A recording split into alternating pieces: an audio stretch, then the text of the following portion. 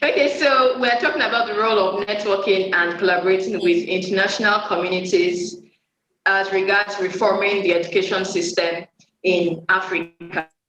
Yes. So for starters, why do you think networking and collaboration is necessary or important, as the case may be?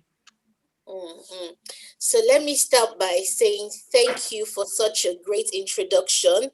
Thank you for all the hard work you've been doing. Thank you to Adora and the Fresh Look Africa team. I'm really excited to be here. So thank you for having me and for inviting me to speak on this topic.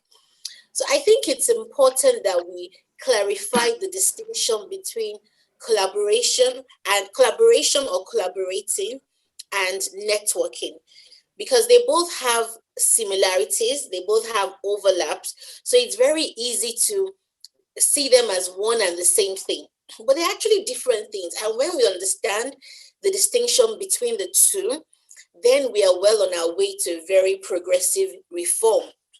So the whole idea of collaborations or collaborating is to get work done efficiently.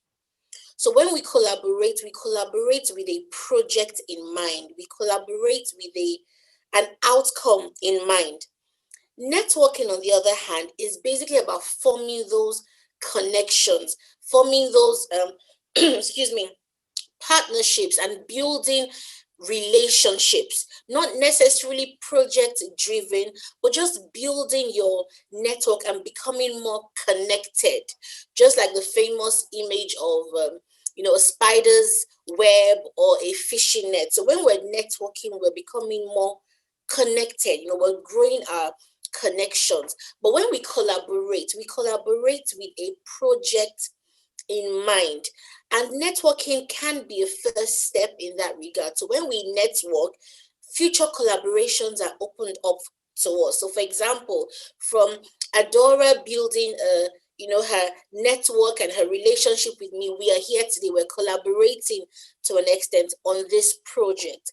Now, why is networking very important for educators?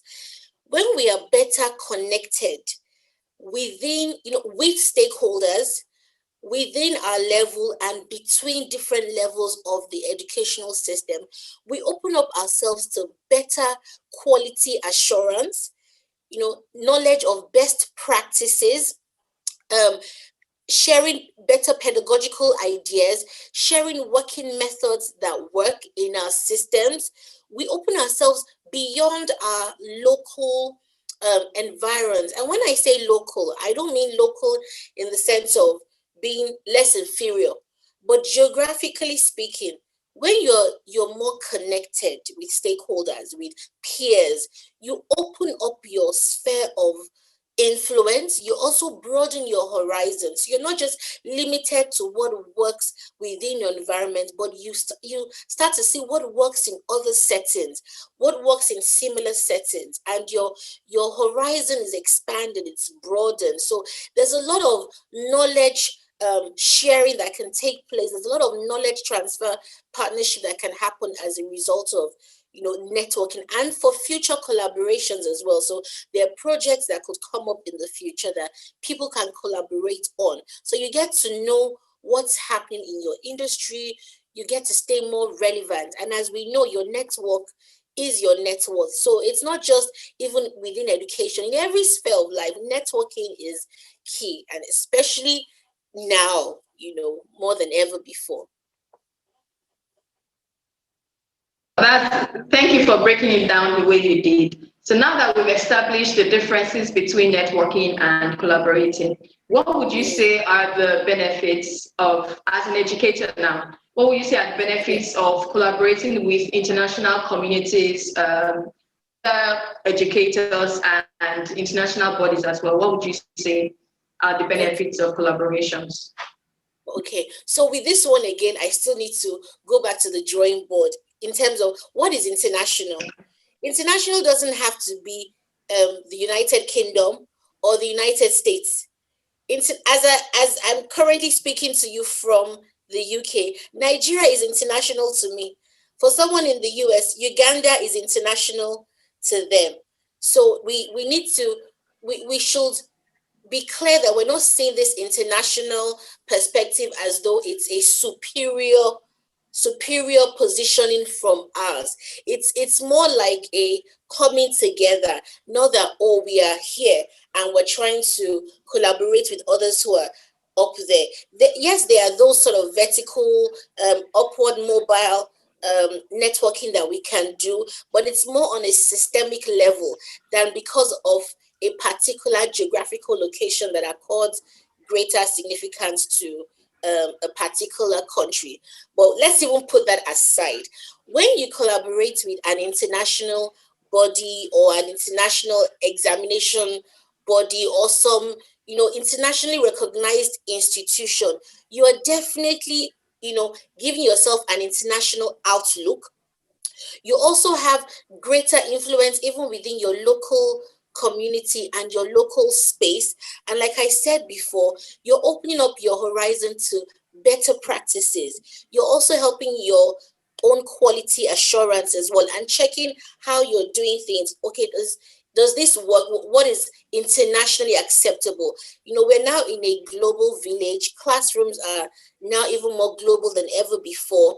So you want to sort of check your practices against other practices. You want to also know what's happening, what's relevant, what's trending. So when we partner with international communities, we sort of check ourselves and we can benchmark against others to see, okay, are we doing what we're doing very well? Is our school on the right track? Are there things we should be thinking about? As a teacher, what's my feedback method like? What's my assessment like? What are my teaching methods like? Am I still doing it the old way, or is this relevant? Because children have changed just as the times have changed. Children these days are digital natives. Am I teaching a digitally compliant generation in a digitally compliant way? So there's a lot that we can learn from partnering with international schools, international bodies, international institutions, and it gives you, as the stakeholder, an international positioning as well and greater influence, definitely. Okay, all right, great. It's interesting that you mentioned superiority and all of those things in this last answers that you were giving us. Yeah. My next question is going to be something around that. So it's really easy to fall into a state of feeling inferior when, some bodies come from somewhere. It might even be in the same geographical location, but because they are known and they have a huge following, they've made a name for themselves, it's easy to just, shrink into the background, even if you are the one that came up with the idea of the partnership and all. So as regards collaborations with international bodies or even bodies and communities in our geographical location, how can we overcome that fear of the inferiority complex? How do we overcome that? Okay, so I think two things. One, you have to hone your craft. You have to be really good at what it is you do so that you know what it is you are bringing to the table. So that no one can, when it comes to that particular issue, because education is so broad. So I'm trying not to speak just at the level of teachers, but this is an educational platform. For example, as school owners, we are educators, as educational consultants. So there are different levels, but whatever part of that system that you are in, you need to do what you do really well and hone your craft very well so that you are clear on what it is you are bringing to the table. And then the second thing is you need to be clear on what the project you have in mind is. So your proposal needs to be clear. Collaboration is with a project in mind and you have an outcome in mind. Okay, as a result of this, let me give an example because I think, excuse me, examples help drive home the point even more. So say, for example, you're teaching Spanish language to a set of children and you want to sort of, have this virtual global classroom with children in your class and children in a school in Spain who may not even know how to speak English as well as you do because English is your first language. You need to be clear on what it is your proposal is and why it's important. What are the things that will happen as a result of this language classroom partnership? And why do I think, your Spanish children can learn from my Nigerian children in my classroom? So your proposal needs to be very tight. You need to, you need to know what it is you are bringing to the table and what it is you want out of that partnership. Because nobody wants a parasitic sort of collaboration where you're just the one taking from that school abroad or from that organization. What are you also giving to them? Are you giving them students who would take exams on the exam board, or are you paying some sort of membership fee to get access to the materials that they have? And networking, there's so much that's happening even within your space that sometimes we look too far away. There's a lot within that we can tap from. So hone your craft. You need to be bringing something to the table to make that collaboration, that network more profitable for both parties. So just as you are taking something and you're learning from the other person or from the other educator or from the other school, they too should be able to say, oh, this is what we're also gaining as a result of being in partnership with this other educator. Okay, that's great. Thank you for shedding some light on that. Now let's talk about your experience now. How has your experience been in terms of collaborations, both in your local geographical location and with international bodies as well? Tell us a little bit about that. And I love this part of the questions, because I think it's always nice to share your story. Yeah. So I have the advantage of having studied in Nigeria up to my secondary school, as you mentioned, Queen's College, and then I came over here to do my first degree, second degree, third degree. So already that gave me a cross-cultural perspective, cross-cultural advantage, as it were. But it's one thing to have the advantage, it's another thing to leverage on that advantage that you have. So I didn't come here and think to myself, oh, I'm in the UK now, I don't need my Nigerian connections. I made sure I stayed in touch with my Nigerian connections, my Nigerian friends, my Nigerian networks. I also made sure I was visible and that my expertise was visible. So you have to be visible, for people want to network with those who they can see are visibly upward mobile. You're honing your craft. You're passionate about a particular field of interest. So I was visible, or I stay visible. Stayed connected with my Nigerian side, as it were, but also was forming new connections here in the UK as well. And little did I know that my business will end up being one where I help families who are based in Nigeria come over here to the UK to study and find the schools that are right for them.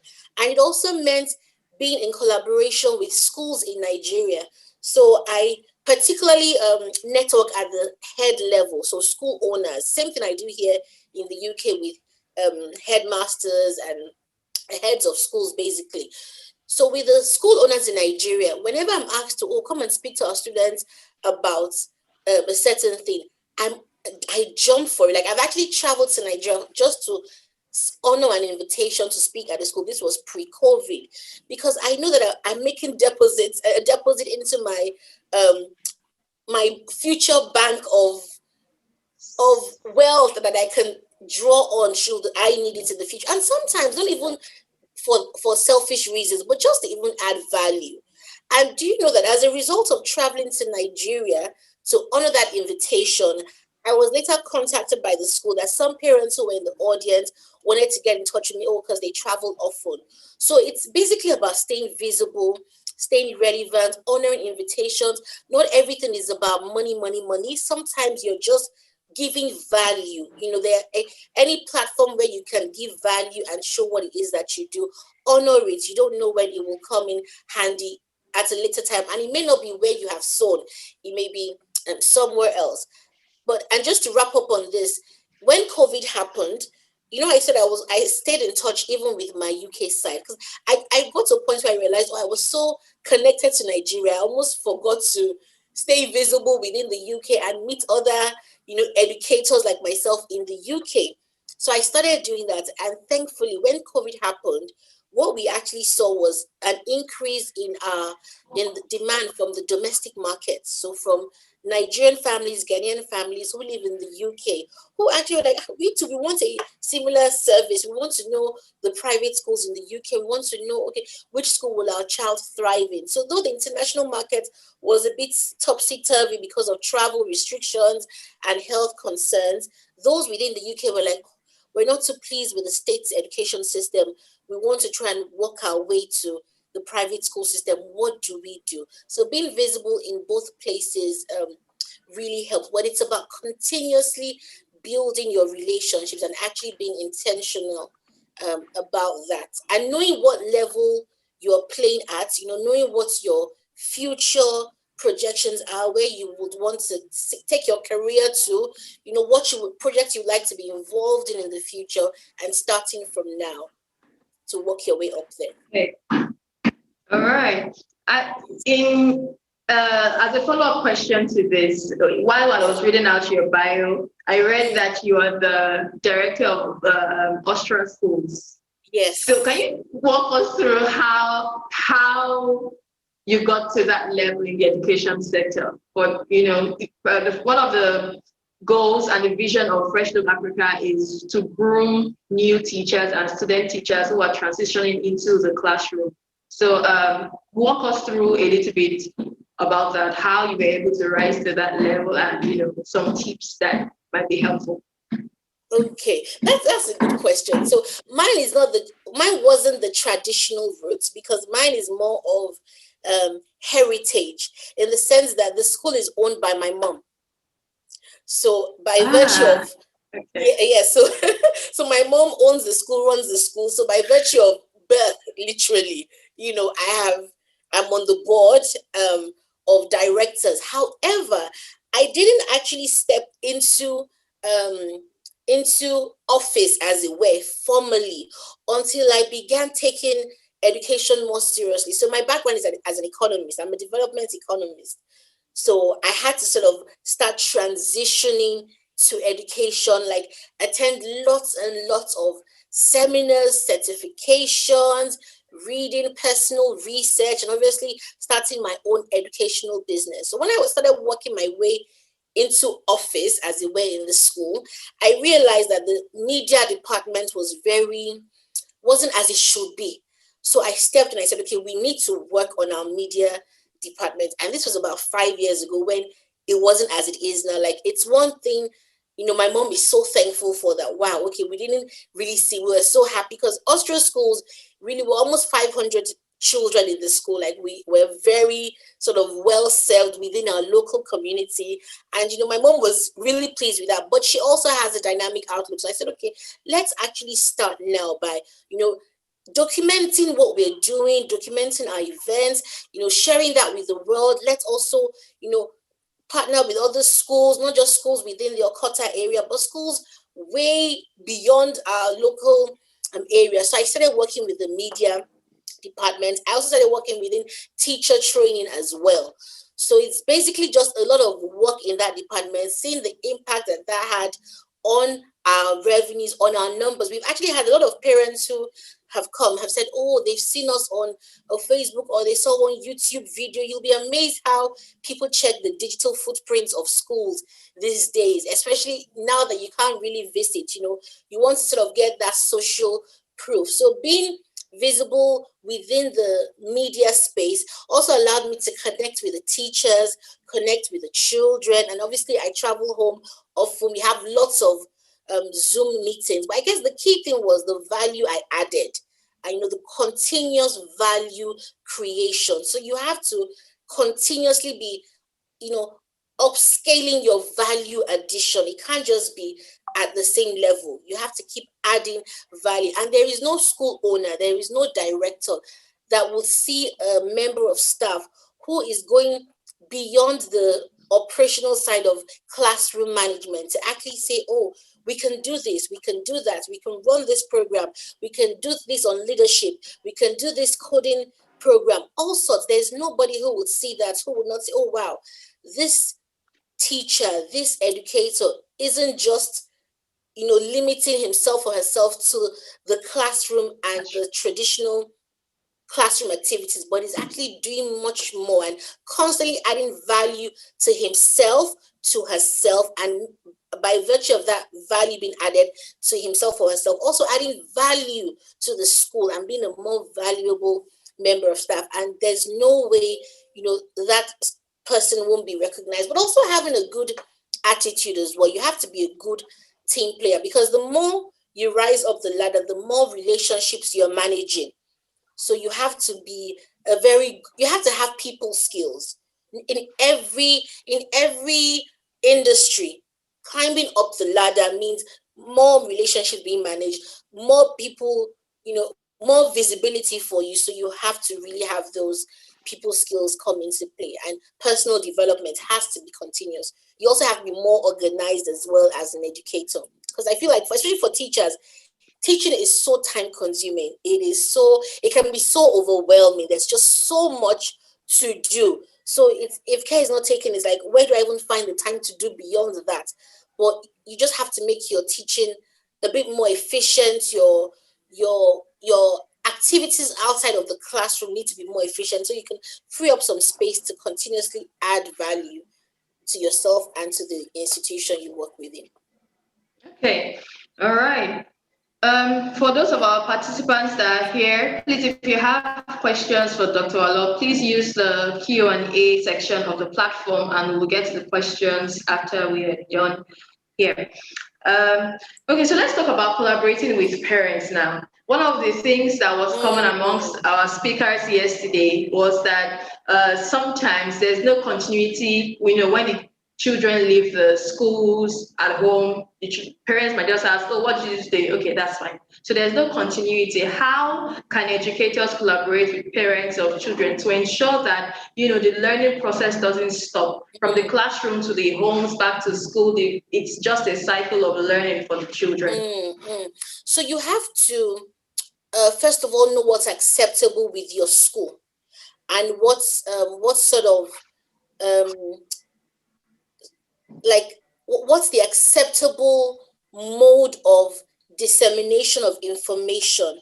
I say that because sometimes some teachers may overstep their boundaries, and almost should the parent, for example, have something against the school. You have cases where teachers are like almost partnering with the parents to almost sort of bring down the school. So there are extreme cases like that. And because of those extreme cases, schools are careful as to how much access and the relationships that teachers have with parents. Having said that, there's only so much control you can wield over the teacher and the parents having a certain level of relationship. So the teacher needs to understand that the focus is for the child. You're not standing against the school. If anything, you are for the school, and you are for the school in terms of giving your very best to that child, and knowing that that triangular relationship between the school, yourself as a teacher, and the parents, because there are several triangles in the educational system. But let's even just say it's the school, the teacher, and the parents. You want to make sure that there's a seamless flow, and that ultimately the parent feels supported in the child's learning, and you are helping the parents identify ways in which they can better add value to your child. So I'll give you an example. My son is actually in an amazing private school, and one of the things the teacher did over this lockdown is every halfway through the day, we meet up, we have a 30 minutes catch-up session, and she just brings either myself or his dad up to speed as to what they've done during the day, or do we have any questions? Are we okay? Because they hand in homework every day. So that, are we okay with the level of work he's giving? Do we want him to be pushed more? Like, she actually has regular check-ins with us, and it has made such a difference because we're now more involved in the learning. We feel supported. The relationship is really, it's so seamless, and we can see the impact that is having on our son. So definitely having that relationship that helps enhance the learning of the child goes along. It is time consuming, especially when it's demanding of funds that you may already be trying to manage. It is, but you are making a difference in the life of that child. And you work with the willing. There are parents who are actually willing to collaborate with you to help their child, and you never know, they may even just give you a token of appreciation, either in cash or in kind. But ultimately, even if that is not done, if there's any low cost way you can add value to the child, if there's a document you can prepare and say, oh, this is a checklist, and you send to the parents, it goes a very long way. Yeah. Okay, great. Still on collaborations. Now let's talk about collaborating with the government or government bodies. How do you think educators can collaborate more with the government, and also while collaborating with the government, avoid the red tape and bureaucracy that goes in with dealing with government bodies? How do you think we can manage that as educators? That one is a very tricky one, because government, and I want us to be very sort of time sensitive, sort of in the sense of the current times that we are in. Governments themselves are trying to grapple with this this COVID-19 generation. And I think this is actually even a good place to say that we are at the cusp of a change in the educational system and in education as we know it. So as the governments themselves are trying to handle this change, so are educators themselves. So everyone needs to be understanding of each other. So it's not, it may not necessarily be a case of educators collaborating with the government, because there's only so much that can happen in that relationship, because it's almost like a top-down relationship, so there's only so much you can do or you can influence. You have to work with what it is that you're given, but do the best within what it is that you're given. So if the government says, okay, you're going back to school at this particular time, okay, we're going back to school, we would work with that. We would not complain about it. We would just see how we can work within those circumstances. So except there is a project in mind in that collaboration. If it's laid down rules, there's only so much networking or collaboration that can happen. One just needs to be understanding of the other and be patient with the other person and make the best of the circumstance that you find yourself in. All right. So let's move back to collaborating with international bodies. How? Yes. So I'm in Nigeria currently. How can educators here in Nigeria collaborate with bodies, international bodies, outside that space? That's educational sectors and all of that for educators. Is there like a process, or what are the things that we need to do as educators to form that alliance? Yes. So there are several routes that can be used to form an alliance or a partnership with international bodies. One is you can actually take an international course. For example, you can take a course in an international institution. You'll be amazed at how many how many organizations outside of your geographical space are offering free courses, free certifications, or very affordable certifications that you can actually sort of participate in or undertake. And as a result of taking that course, you get to meet more classmates, who are doing similar things, and you can partner with them and take the relationship, obviously work the relationship up from there. Another very easy route is actually through social media. Like, educators and teachers need to do more in the social media space. I know teachers are busy, I know educators are busy, but there needs to be more sort of visibility on that space, and follow other educators outside of your space but doing similar things. So there are many teachers who are connecting with themselves on social media, and you can work that relationship simply by on social media. So like a post, comment on a post, add value, engage with a post. It literally is as easy as that.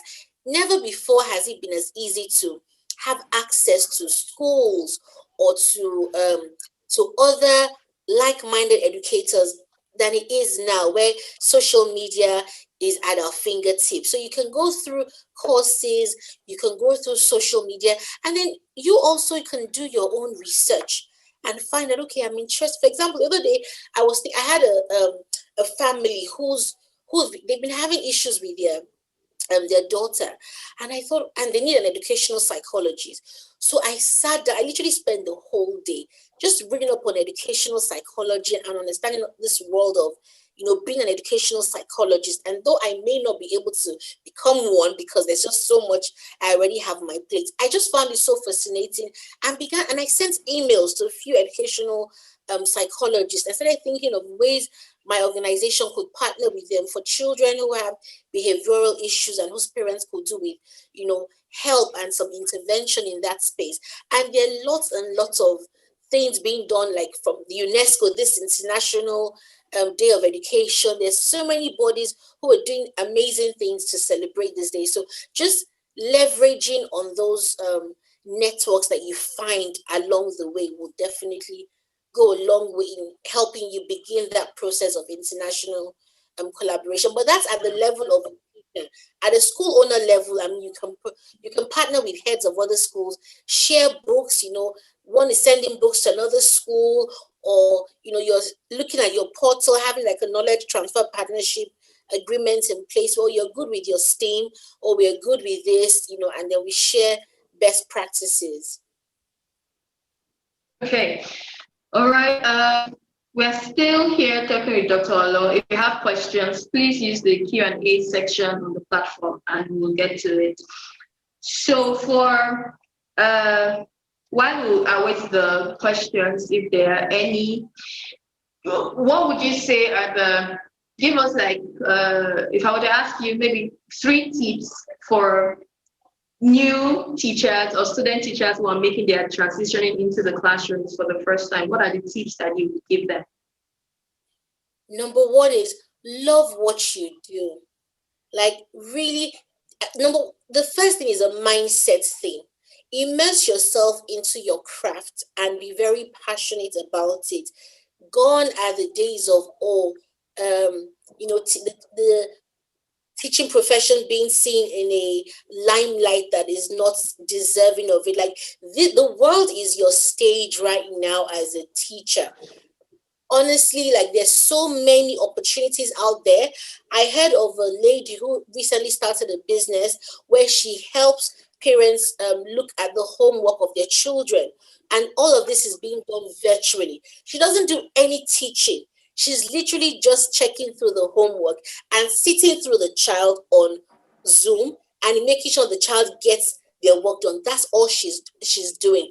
And that is her job now. And she is busy. Like to get a time slot with her is even tricky right now. So right now the world is your stage. So your mindset is number 1. Love what it is that you do.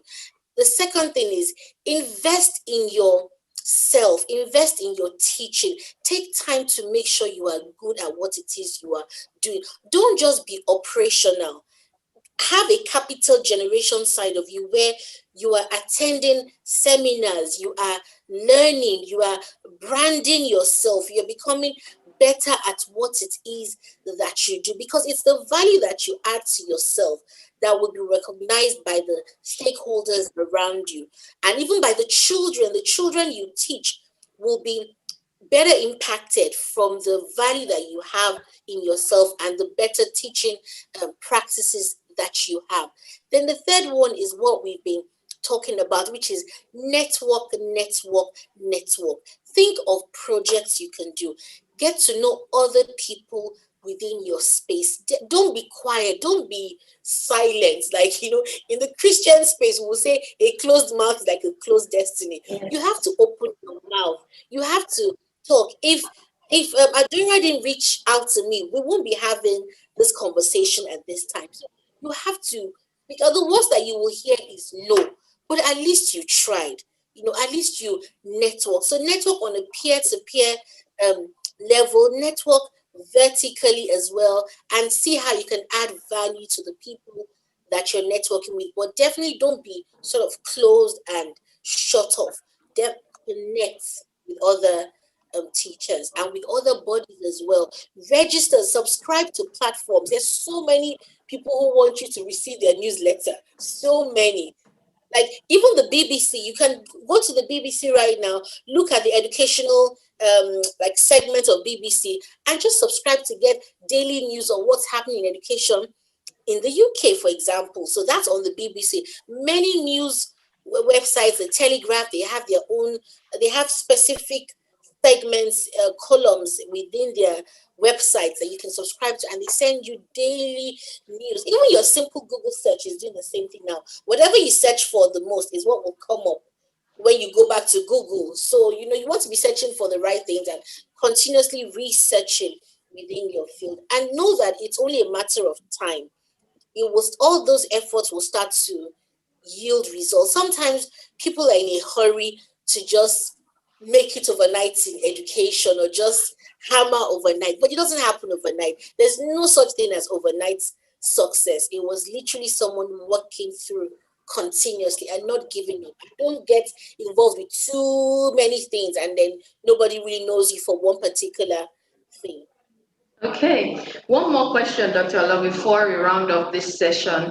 So, one of the tips that you gave us was immersing yourself into your craft.